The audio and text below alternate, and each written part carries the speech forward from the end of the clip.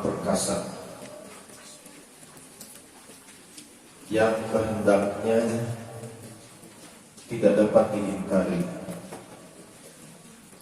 Allah berfirman dalam Al-Quran,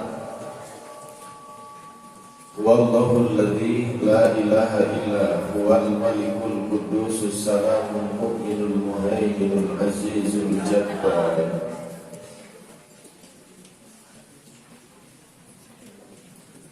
Kata Al-Jabbar terdiri atas 3 huruf,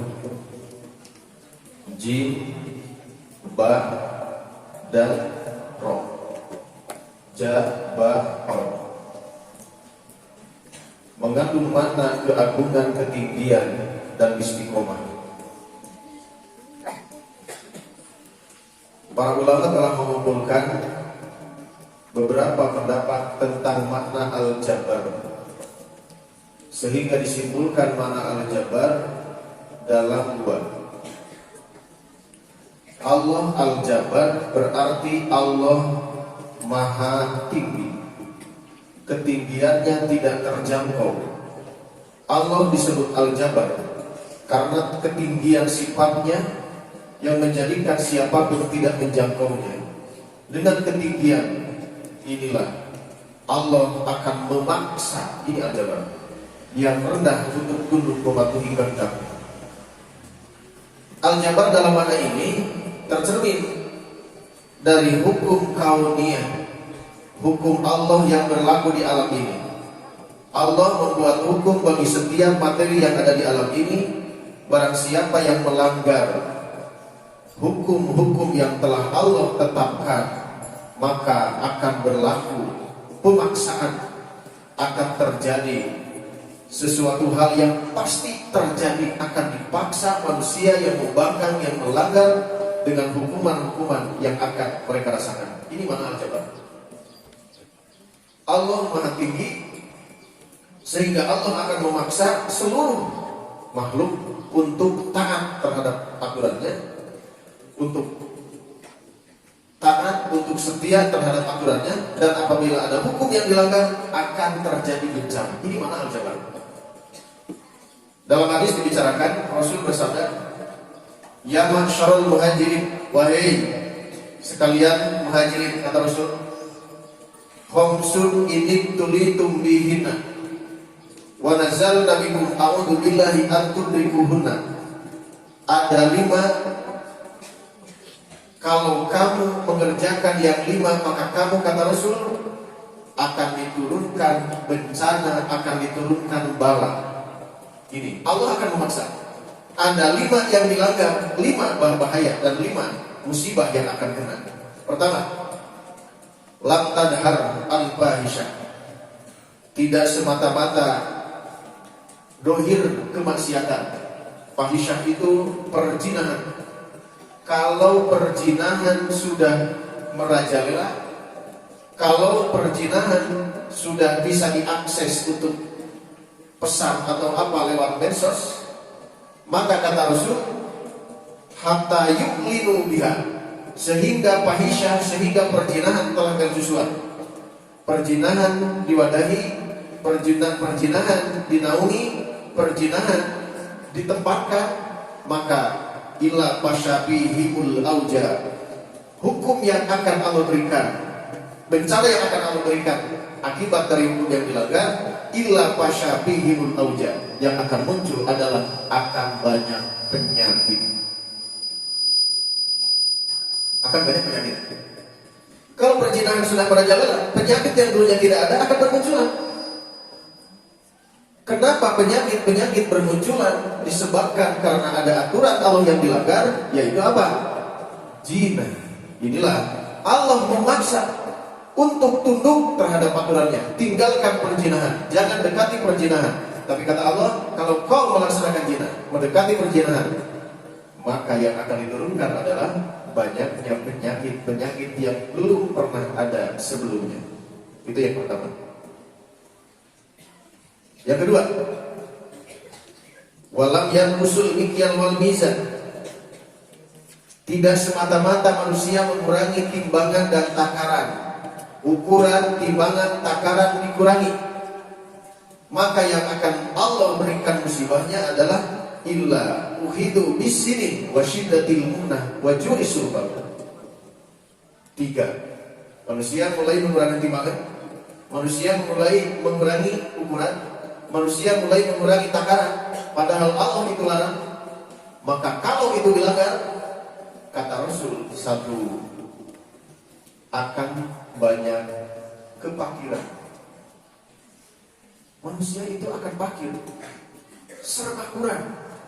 Wasyiddatil munah, semua harga melambung. Wajuri sultan, dan jeleknya sultan. Yang ketiga, walam yumni'u zakat, kalau manusia mulai menahan, tidak mengeluarkan zakat. Kalau manusia pelit, tidak mengeluarkan zakat terhadap hartanya, illa muni'ul qad minas sama, maka hujan akan ditahan. Kalau manusia tidak mengeluarkan zakat, Allah tidak akan menurunkan hujan. Lam dan bahagi lam yumtir, andai saja di dunia tidak ada hewan, tidak ada tumbuh-tumbuhan, melihat manusia tidak mengeluarkan zakat, kata Rasul, kalau zakat tidak dikerjakan, zakat tidak dikeluarkan, maka hukum yang akan didapati oleh manusia tidak akan Allah turunkan hujan. Sekalipun hujan turun, itu hakikatnya untuk tumbuhan dan hewan-hewan yang lainnya. Berapa? 3, 4. Yang keempat, walam yanqulu ahdallah, dan tidak semata-mata manusia mengingkari janji dengan Allah dan janji dengan Rasulnya. Di saat sedang dalam perut ibu, di saat sedang dalam alam rahim, kita pernah berjanji. Allah bertanya, alastu bi rabbikum, bukankah aku ini Tuhanmu? Kata Allah, di saat kita sedang ada di alam rahim, maka kita menjawab, qalu bala syahidna, betul, ini adalah Allah, itu adalah Tuhanku. Hidup di dunia kita ingkar janji, padahal kita sudah berjanji akan setia atas aturan Allah. Di dunia kita tidak mengikuti aturan-aturan Allah yang telah kita janjikan, illa sullitu alaihim aduwwun min ghairihim, kita akan terkalahkan. Kalau sudah mulai ingkar janji, kapanpun dimanapun akan kalah. Segalanya kalah. Ekonominya kalah, sainsnya kalah, EQ-nya juga kalah, segala akan dikalahkan. Jika bakalnya dari mana? Ada aturan Allah yang dilanggar, yaitu melanggar ingkar janji. Yang terakhir, lama lam tahkum a'immatuhum, kalau para pemimpin tidak menggunakan hukum di kitabillah, dengan kitab-kitab Allah, dengan Al-Quran dan As-Sunnah, maka kata Rasul, illa ju'ila ba'suhum bainahum, maka yang akan terjadi adalah peperangan dan kekacauan di antara mereka. Inilah makna Al-Jabar mempunyai makna. Al-Jabar adalah Allah pasti. Al-Jabar Allah yang akan memaksa. Apabila ada hukum dilanggar, Allah akan memaksa menurunkan musibah yang akan terjadi kepada manusia. Ini makna Al-Jabar yang pertama. Mana Al-Jabar yang kedua? Al-Jabar yang kedua mempunyai makna menumbuhkan, menutup, memperbaiki agar tetap lurus. Al-Jabar itu menumbuhkan, memperbaiki agar tetap lurus. Ini Al-Jabar. Kalau manusia ada kaki yang patah, pada kaki patah, maka itu pakai pen, pakai gip. Ya, kalau diperban itu namanya suhibul jabiro. Diperban, digip namanya suhibul jabiro. Dan kalau duduk, asalkan sebelumnya berwudu dulu, maka cukup di kalau duduk kemudian jadi besar. Kaki yang patah pakai pen, pakai kayu atau pakai apa, diikat supaya kaki yang patahnya dilurus kembali. Ini namanya adalah jabir, Al-Jabar. Jadi Allah akan menutup, Allah akan memperbaiki, Allah akan meluruskan supaya manusia tetap baik. Pemaksaan Allah bukan menghancurkan, tapi pemaksaan Allah menjaga. Ini Al-Jabar. Allah memaksa dengan sifat Al-Jabar. Manusia tunduk terhadap aturannya bukan untuk menghancurkan. Pemaksaan Allah semuanya untuk kebaikan. Kata Allah, saumlah, saum baik bagi manusia. Kata Allah, sholatlah, sholat untuk kebaikan manusia. Kata Allah, berzakatlah, zakat baik untuk manusia. Inilah mana Al-Jabar. Allah menutup, Allah memperbaiki agar tetap baik, agar lurus. Dipaksa supaya lurus. Makanya dalam ilmu tauhid dibicarakan ya, dalam akidah, kenapa diperintahkan manusia untuk meluruskan akidah. Tujuannya supaya otaknya benar. Dalam agama harus dibereskan cara ibadah. Maka muncullah ruknul ubudiyah. Muncul ruknul ubudiyah. Bagaimana perusahaanmu supaya hasil beres, tidak ada orang yang dirugikan, makanya muncullah dalam fikih ruknul muamalah. Bagaimana supaya turunan kuat dan keluarga juga kuat, tidak tercampur turunan itu dan turunan ini, maka digelarlah hukum nikah. Jadi dalam agama dengan sifat al-jabarnya Allah, Allah akan memaksa meluruskan manusia untuk kebaikan, bukan untuk menghancurkan. Inilah mana al-jabar. Kita tenang, punya Allah al-jabar. Allah sekalipun kita terpaksa merasa sakit, tapi Allah yakin paksaan Allah bukan untuk menghancurkan, tapi perintah Allah sekalipun perintah itu terasa bagi kita berat, yakin akan bermanfaat di kemudian hari. Selanjutnya, akhlak dari al-jabar. 1. Kalau manusia sudah menjiwai al-jabar dalam jiwanya, manusia itu yang pertama pasti akan menghindari maksiat, akan menghindari apa yang Allah larang. Kenapa? Ingat, ada satu saja aturan Allah yang saya langgar, pasti Allah akan memaksa menurunkan bencana. Dengan al-jabar itu, dengan al-jabarnya Allah akan menurunkan bala, akan menurunkan bencana. Kenapa? Ada aturan Allah yang dilanggar. Yang sudah terjiwa, memasuki jiwanya jiwa al-jabar, dia gak mau. Dosa-dosa yang gak mau, nanti berakibat jelek, nanti harus dipertanggungjawabkan, nanti ada musibah, nanti ada bala, nanti ada bencana. Kenapa? Maksiat yang kita laksanakan sama dengan mengundang bencana. Yang kedua, manusia yang sudah menjiwai al-jabar, kalau ada takdir Allah yang terasa pahit,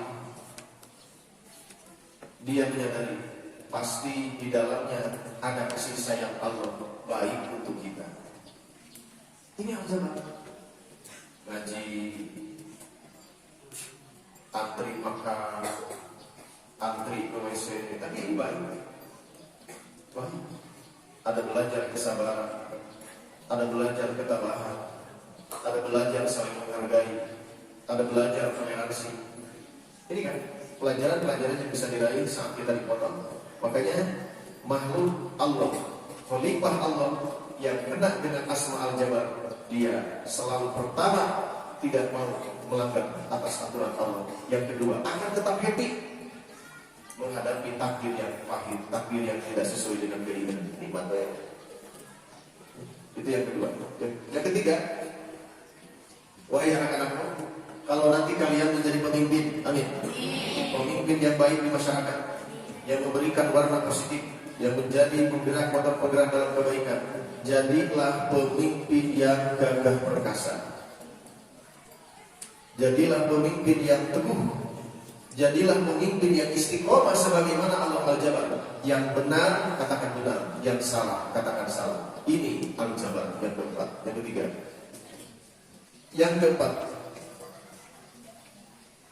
yang keempat nama dari al-jabar, jangan kau abaikan bisikan di hatimu yang membawa kesalahan. Ikuti selalu bisikan-bisikan yang baik.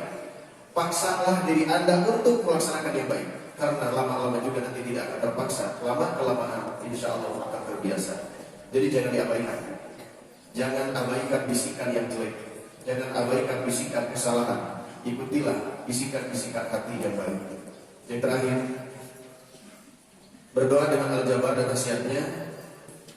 Kalau orang banyak membaca ya jabar, apalagi kalau yang lengkap, doanya kita suka dibaca setelah subuh ya. Ya Jabar, Ya Tuhan, Ya Bal Kasih Syadid, Qul Hamwana, Nikmat Dolahana, Wa Ayo bagi semua. Ya Jabar, Ya Tuhan,